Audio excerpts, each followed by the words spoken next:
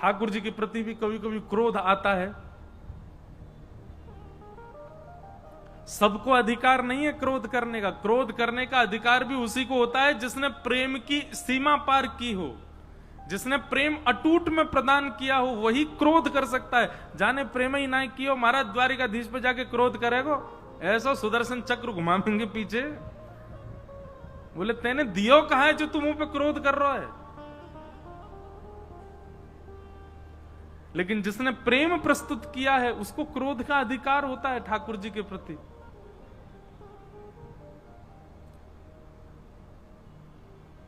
हमारे ब्रज के श्री हरिराम व्यास जी,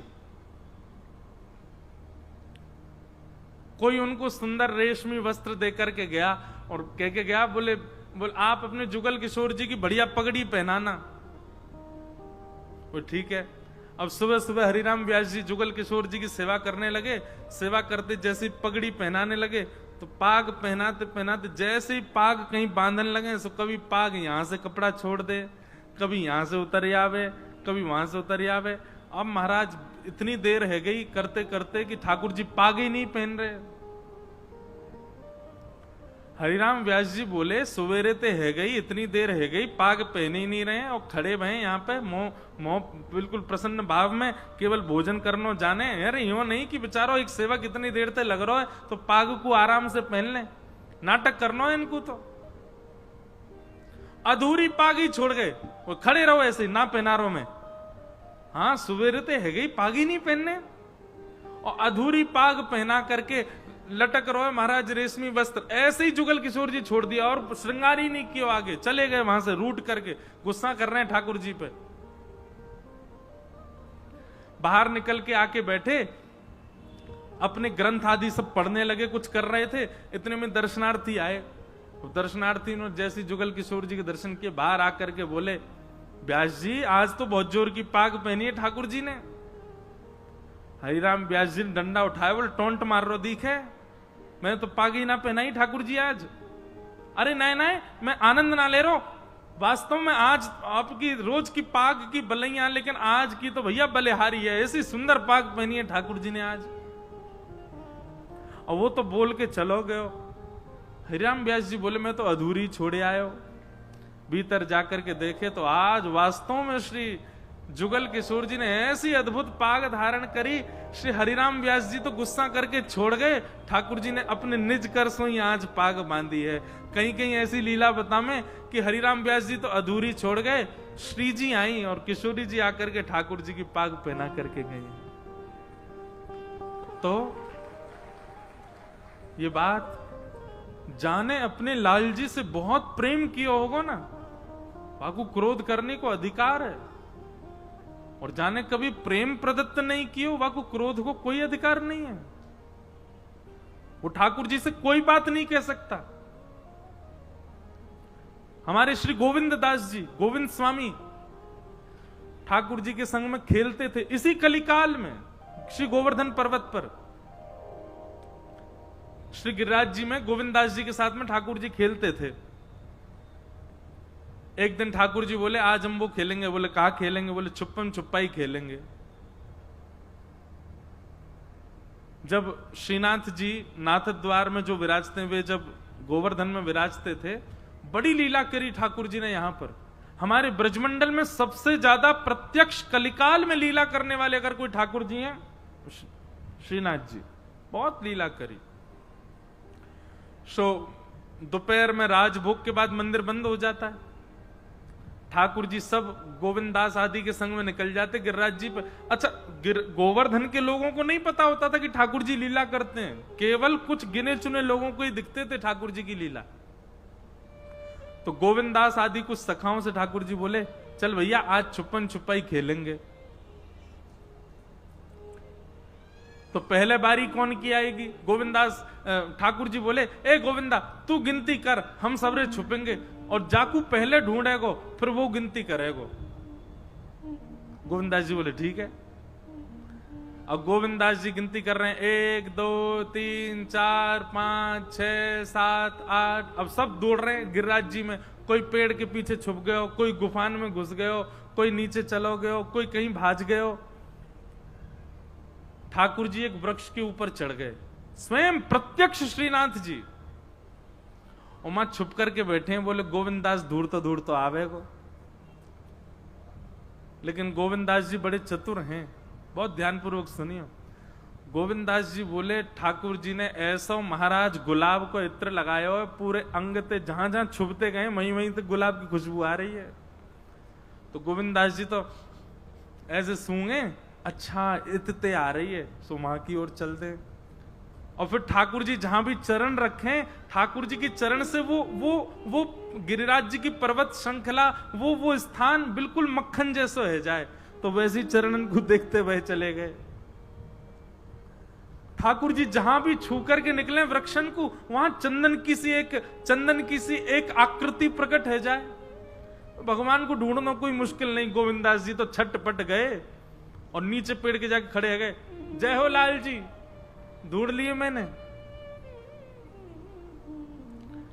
ठाकुर जी बोले गोविंदा जी तेरी बात सही ना है, तू हमको ऐसे ही ढूंढ ले।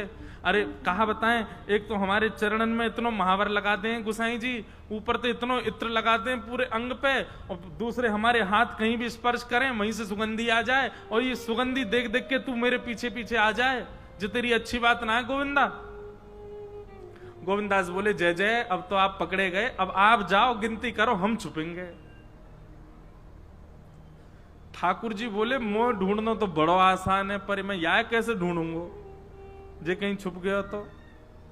सो ठाकुर जी गिनती करने लगे, 1 2 3 4, छुप जाओ सबरे। और सबरे महाराज दौड़ दौड़ करके जहां जहां जगह मिली सब छुप गए, ऐसे सघन वन में चले गए, ठाकुर जी आएंगे ही नहीं। ठाकुर जी ने 10 तक गिनती करी, नजर घुमा के देखी कोई नहीं मिल लो। ठाकुर जी बोले कौन ढूंढे है ने? दौड़ करके गए मंदिर में, जाके चदरिया उड़ के सो गए ठाकुर जी। यहाँ गोविंदास बैठो छुपा है कि कब ठाकुर जी आवेंगे ढूंढेंगे मुझे। अब गोविंददास बैठे बैठे प्रतीक्षा कर रहे हैं, ठाकुर जी आ रहे होंगे, ढूंढ रहे होंगे मुंह को।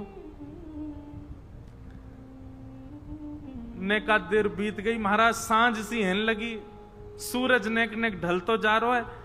गोविंदास जी बोले नेक में सहज है जाऊं, मैं ज्यादा अंदर चलोगे और देखूं नेक बाहर आ जाऊं, सो ठाकुर जी को जल्दी मिल जाऊंगा। गोविंदास तो चाह रहे हैं ये आके मुंह को पकड़ लें। सो गोविंदास जी नेक बाहर आके खड़े गए, अब भी ठाकुर जी नहीं आए। नेक और बाहर आके खड़े गए, अब भी ठाकुर जी नहीं। अब तो कुंजते बाहर ही आ गए, सीधे खड़े ही गए, बोले अब तो ढूंढ ले मुझे, तब भी ठाकुर जी नहीं आए। गोविंदास जी बोले इतनी देर गई ठाकुर जी आए नहीं। इतने में ही महाराज शाम के बज गए 4:30, मंदिर के घंटे घड़ियाल बजन लगे। ठाकुर जी को उत्थापन को समय है गयो, और घंटे घड़ियालन की आवाज जैसे सुनी, गोविंदास बोले ये तो मंदिर खुलवे को समय है, मतलब हमें यहां छोड़ के खुद जाके मंदिर में सो गए। गोविंदास जी ने तो अपनी फेंटा कसी और महाराज सीधे गए श्रीनाथ जी के मंदिर में, और बाहर जाकर के देखें अब भीतर श्रीनाथ जी खड़े हैं, बढ़िया गोसाई जी आरती कर रहे हैं, और द्वार पर खड़े होकर के गोविंदास क्रोध में भर के ठाकुर जी देख रहे हैं। ठाकुर जी उठी वही भुजाती कर रहे हैं। गोविंदास जी की पंक्ति है, ये मेरी पंक्ति नहीं, गोविंदास जी स्वयं कह रहे हैं। दावले आयो भाज गमार, ठाकुर जी से कह रहे हैं गमार। दावले आयो भाज गमार, कबई तो निकसे को बाहर, ऐसी दूंगो मार। और ऐसे कर करके ठाकुर जी को डरावे। अब आरती कर रहे हैं गुसाई जी, और श्रीनाथ जी खड़े हैं, और श्रीनाथ जी ऐसे घबरा रहे हैं, पीछे की ओर हो रहे हैं। तो गुसाई जी आरती करते करते बोले जय जय, कहा भयो आप इतने घबरा काहे क्यों रहे हो? तो श्रीनाथ जी बोले देख जे गोविंदा मुंह को डांट रहो द्वार पे खड़ो खड़ो, और यहां से मुंह को भय लग रहा है, देख मुंह को कितनो डांट रहा है। गुसाई जी आरती करके बाहर गए, ए गोविंदा तुम ठाकुर जी को डांट क्यों रहे हो? ठाकुर जी को इतना श्रम क्यों कराते हो? अरे तुम्हारे साथ लीला करते हैं, खेलते हैं, कूदते हैं, इसका मतलब ये थोड़ी तुम ठाकुर जी पे चढ़ोगे। गुसाई जी बोले, गोविंदास बोले अपने लाला समझा लो, बहुत बिगड़ गए ये, हमारे संग खेल लो। हमने 10 तक गिनती करी, हम ढूंढवे गए तो हम ढूंढ लिए, अब जाकी बारी आई, हम सबरे दुबक गए, खुद आके सो गए हो यहाँ पे, हम धूप में तप रहे हैं भीतर। वन में बात सुनते जा रहे हैं और गोसाई जी के नेत्र सजल होते जा रहे हैं। गोसाई जी कह रहे हैं, गोविंदा तो पे कितनी कृपा है ना, जगत नियंता जगदाधार त्रिलोकी नाथ तेरे संग खेलें, तेरे संग बैठें, और ये तो को ही अधिकार है क्योंकि तेने इतना प्रेम दिया है उनको कि तू उनको डांट भी सके। और तेरी डांट सुन के देख वो घबराऊ रहे हैं, नहीं तो त्रिलोकी नाथ के सामने कौन की चले। सुदर्शन चक्रधारी हैं, चक्रा नाम की गदा रखते हैं, एक बार खड़ी हो जाए तो सूर्य की भी तेज फीकी पड़ जाती है। महाराज उन परब्रह्म के सामने तू क्रोध करो, वो तेरे क्रोध से डर रहे हैं क्योंकि तेने प्रेम इतना प्रदान किया कि तेरे क्रोध को स्वीकार करने की वे तो को अनुमति प्रदान करेंगे, तू उनको क्रोध कर सके।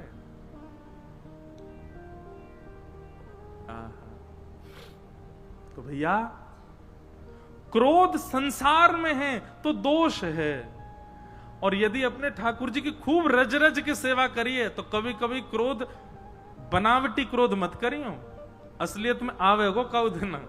जब खूब प्रेम कर लोगे तो काउ देना तो क्रोध आवेगो, और जब क्रोध आवेगो ठाकुर जी कोई ना कोई अनुग्रह निश्चित करेंगे। हमारे गिरधर लाल जी खूब आनंद करते हैं, खूब सेवा का सुख लेते हैं, खूब जैसी हम टूटी फूटी सेवा करें सबसे आनंदित रहे में। कभी कभी सेवा करते करते नैकाद मन में भाव आ जाए, हैं लाल जी ऐसे कैसे कर सको, जे कैसे कर दियो, जे काय को कर दियो आपने, ठीक है अच्छी बात है, अब हम भूखे रहेंगे आप भूखे रहो, नैकाद थोड़ी बहुत डांट फटकार चले। अत्यंत प्रेम की सीमा अधिकार प्रदान करती है कि आप क्रोध कर सकते हो, पर जाने प्रेम ही नहीं किया होगा वो क्रोध करे तो ठाकुर जी महाराज पूतना वाले हाथ दिखा देंगे अपने। लेकिन भैया एक बार मेरे कहे थे करके देखियो, या कथा के बाद में जब भी अवसर मिले अपनी सबरी स्वरूप रूप अपने नाम शौहरत ऐश्वर्य सबको घर रख करके फिर जाइयो, बिल्कुल ठेठ ब्रजवासी बन के जाइयो। और कोई अपरिचित के यहाँ कोई हो ऐसा जाके यहाँ ठाकुर जी की सेवा होती हो, उन्हें पूछताछ करवा लियो और वाके यहाँ जाकर के बस गेट खटखटा के हाथ फैला दो, जो कछु बचो हो घर में आप समझ पावे के बाद जो बच गो वो नेक दे दो बस। और वाकू पावे के बाद विश्राम घाट जाइयो, हमारे वृंदावन के केसी घाट जाइयो, यमुना जी की नेक रज माथे से लगाइयो और फिर नेत्र बंद करके बस एकांत में बैठियो, आपको निश्चित चाहे एक क्षण के लिए ही सही ठाकुर जी की प्रत्यक्ष लीला को अनुभव होगो ही होगो। ये मधुकरी की सामर्थ्य है। अरे बड़े बड़े योगी बड़े बड़े जपी तपी महाराज वर्ष लगा दें तब भी उनको वो अनुभव ना होवे जो ब्रजवासी के घर की मधुकरी में सामर्थ्य है। जा घरनते जिन घरनते ठाकुर जी बिना बिना बुलाए घुस करके और चोरी कर करके पा जाते, जिन ब्रजवासी के यहाँ थे हम मांग के पाले, एक बार पाके देखो, ये ब्रजवासी को स्वरूप है। एक बात कहें, हमारे अंदर जितने भी अवगुण है ना संसार के प्रति, वही अवगुण यदि डाइवर्ट हो जाए ठाकुर जी के प्रति तो वही अवगुणी भक्ति बन जाते हैं। जैसे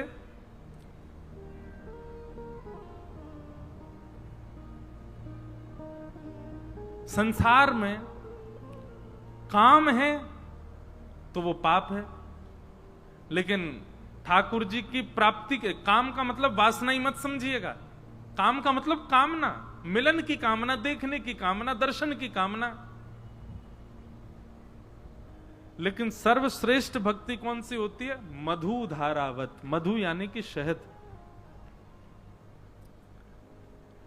शहद की कैसी धारा होती है? अगर असली शहद है तो नीचे से जैसे आप डाल के ऊपर की ओर लेते जाएंगे तो एक तार जैसा निकला ही रहेगा, वो विच्छिन्न नहीं होती है, वो एक ही धार बनी रहेगी।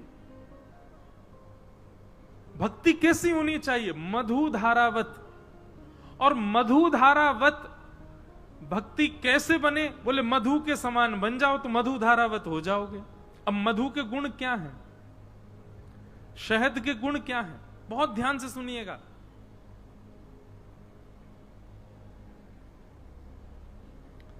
पहला गुण सबको पता है, मीठा होता है।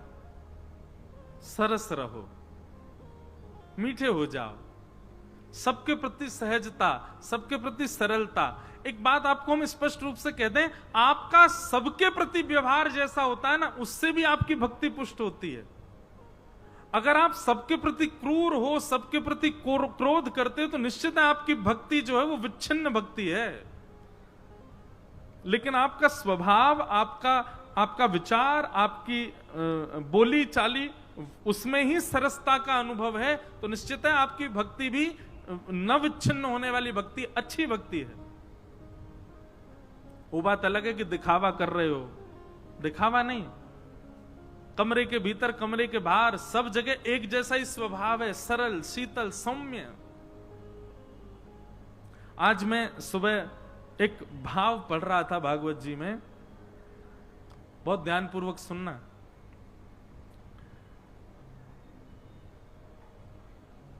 श्रीमद् भागवत में प्रथु चरित्र आता है, तो प्रथु चरित्र वैसे कथा क्रम रहेगा ना, तो उसमें प्रथु चरित्र इतना विस्तार से कह नहीं पाऊंगा मैं, मुझे पता है, क्योंकि बहुत जल्दी जल्दी हमको आगे बढ़ाने पड़ेंगे प्रसंग, तो इसलिए एक भाव में आज सुबह पढ़ रहा था।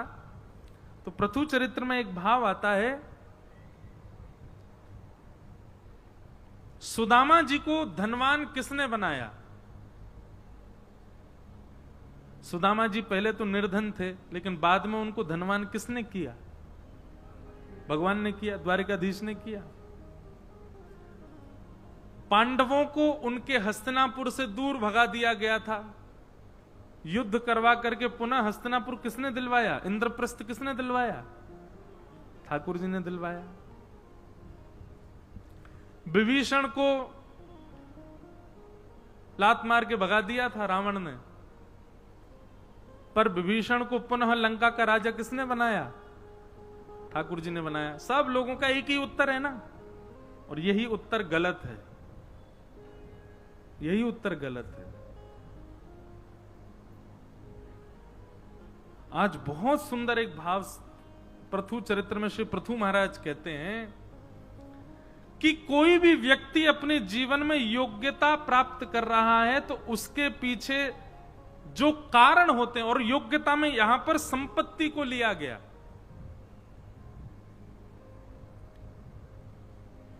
कृतज्ञता ज्ञापन करो। कोई अच्छा करे तो उसको प्रेज करो। और वृद्धाश्रयम, यदि आपसे ज्यादा कोई योग्य व्यक्ति है तो उसका आश्रय ग्रहण करो। ये नहीं इससे भी अच्छा मैं बन के दिखाऊंगा, इसको पीछे छोड़ के दिखाऊंगा, ये नहीं, उसका आश्रय ग्रहण करो, उसके आश्रय में रहना प्रारंभ करो, उससे सीखना प्रारंभ करो। यदि ये 4 गुण आ गए तो लक्ष्मी आपके पास आएगी, और अगर ये 4 गुण आ गए तो ये चारों आपसे प्रसन्न हो जाएंगे। कौन? ब्राह्मण, गवामच, भगवान और भगवान के अनुचर, ये सब प्रसन्न हो जाएंगे। और जब ये प्रसन्न हो गए तो निश्चित है कि आपके पास दैवी संपत्ति और व्यवहारिक संपत्ति जो भी आई है वो स्थिर होकर के रहेगी, कहीं नहीं जाएगी। संपत्ति कमाना बड़ी बात नहीं है, संपत्ति को स्थिर रखना बड़ी बात है, अपने पास बनाए रखना बड़ी बात है, और वो इन्हीं से ही संभव हो सकती है। तो ये बात आज सुबह अध्ययन के समय में समझ में आई, तो मैंने टिक लगाया, मैंने कहा आज कहूंगा कथा में, क्योंकि यहाँ कई लक्ष्मीवान लोग भी बैठे हैं, खूब धन है, लेकिन वो स्थिर कैसे हो? ऐसे गुण लेकर के आओ। नहीं तो लक्ष्मी तो महाराज रावण के पास भी थी, खूब धन था उसके पास, लेकिन धन को, लक्ष्मी को यदि बिना इन गुणों के आप स्वीकार करना चाहोगे, बिना हरि प्रसन्नता, बिना ब्राह्मणों की प्रसन्नता के अगर स्वीकार करना चाहोगे, तो लक्ष्मी बहुत चिरकाल तक आपके पास में रुक नहीं पाएगी। लक्ष्मी से मेरा अभिप्राय धन का है, पर संपत्ति से मेरा अभिप्राय दैवी संपत्तियों का है। सूत जी महाराज कहते हैं, सवै पुंसाम परो धर्मो यतो भक्तिर अदुक्षजे अहैतुक्य प्रतिहताय आत्मा संप्रसीदति। 3 प्रकार की भक्ति हैं, जल धारावत, तैल धारावत और मधु धारावत। पर श्रेष्ठ कौन सी है? बोले मधु धारावत। अब ये मधु धारावत भक्ति होना, ये भी एक दैवी संपत्ति है। ये भी ठाकुर जी की कृपा से मिलती है। इसलिए गुण लाओ ताकि ये भक्ति की संपत्ति भी हमारे पास स्थिर होकर के रह सके। अगले श्लोक में श्री सूत जी महाराज कहते हैं कि धर्म स्वनिष्ठितः पुंसाम विश्वक्सेन कथासूय नोत्पादये दधिरतिम श्रम एव हि केवलम। बहुत अच्छी बात और बड़ी ऊंची बात है। क्या आपने जितनी भी तीर्थ यात्रा करी है, आपने जितने भी देवालयों में जाकर के प्रणाम किया, आपने जितने भी अनुष्ठान किए, जितने भी यज्ञ किए, इन सबसे ठाकुर जी प्रसन्न हैं कि नहीं, ये कैसे पता चले? बहुत सावधानी।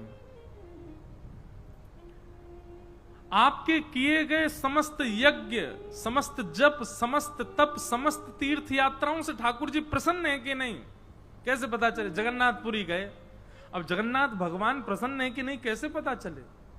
सावन के महीना में खूब व्रत रखे, महादेव प्रसन्न है कि नहीं कैसे पता चले? नवरात्रि में महाराज जल पी करके, दूध पी करके रह रहे हैं, पयोव्रत कर रहे हैं, देवी प्रसन्न है कि नहीं कैसे पता चले?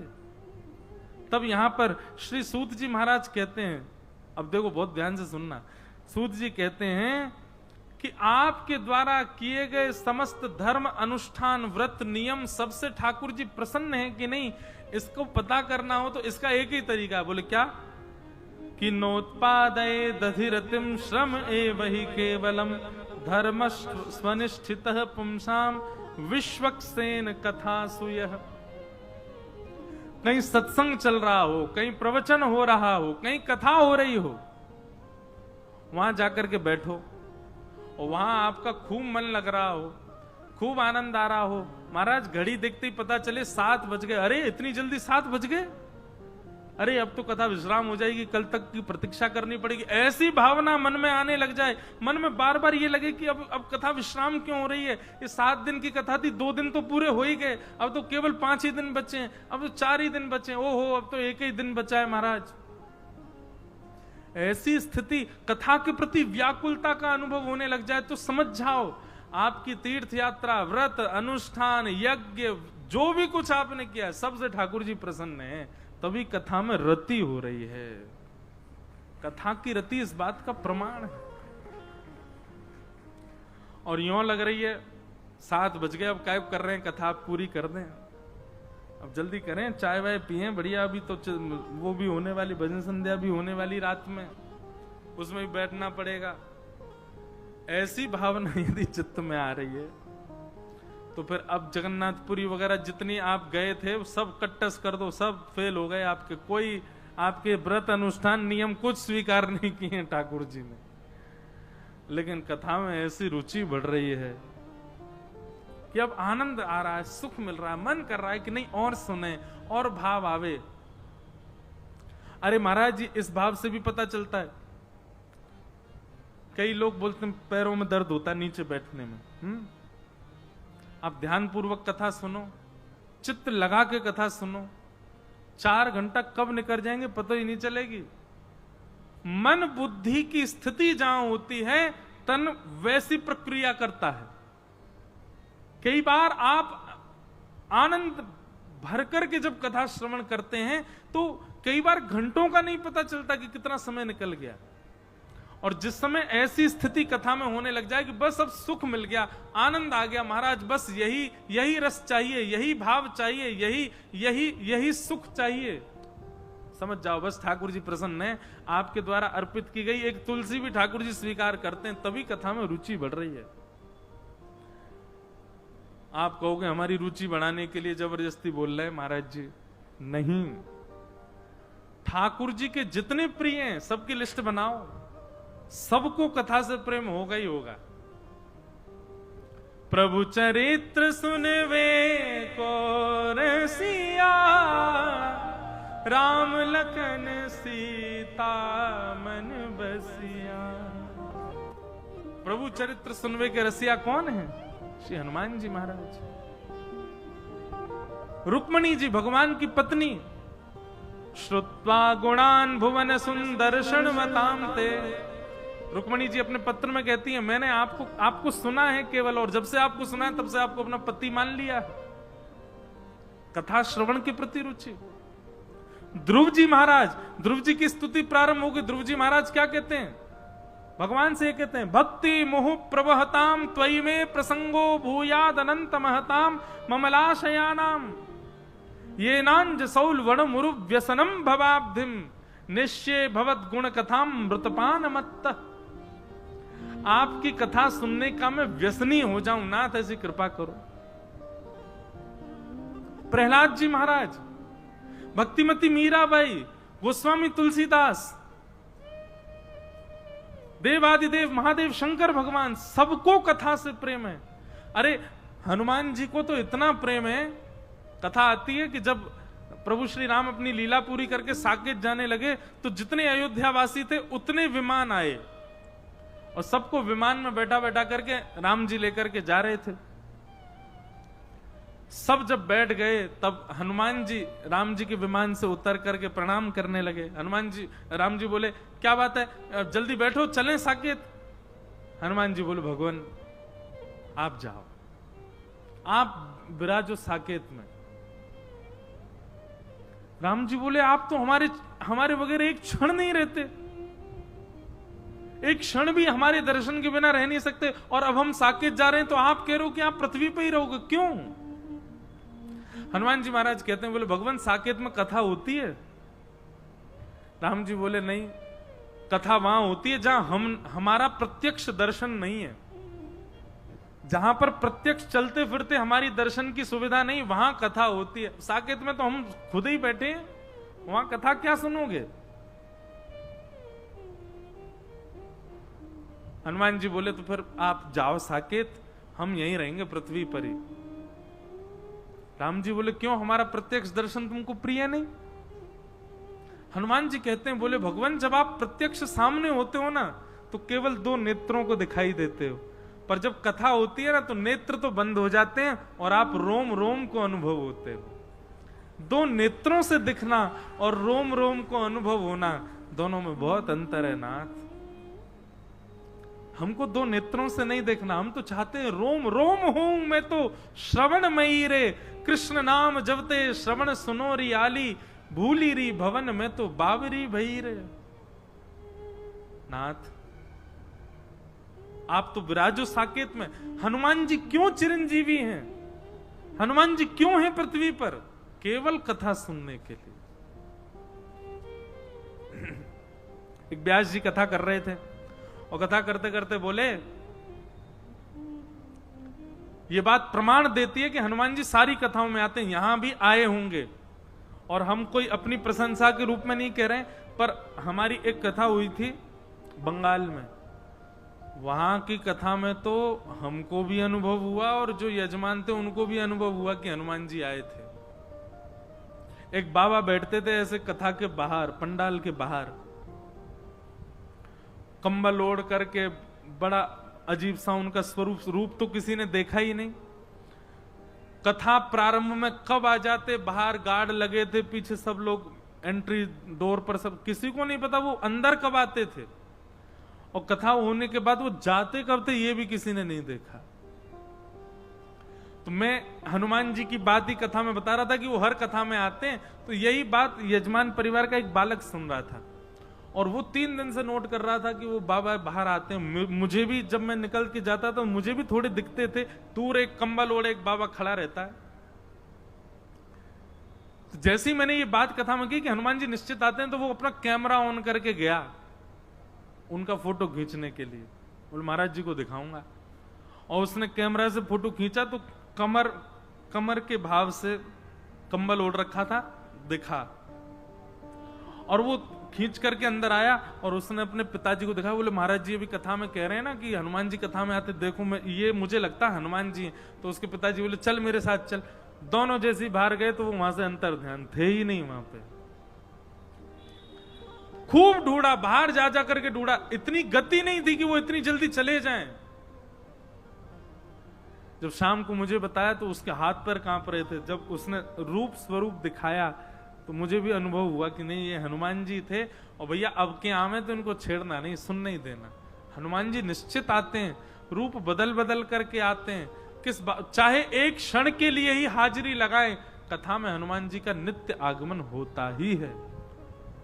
और इस बात को स्वयं हनुमान जी स्वीकार करते हैं। भगवान से वरदान मांगा है, यत्र यत्र रघुनाथ कीर्तनम तत्र तत्र कृतमस्तकांजलिम बाष्पवारी। हे राम जी, एक ही वरदान दे दीजिए। बोले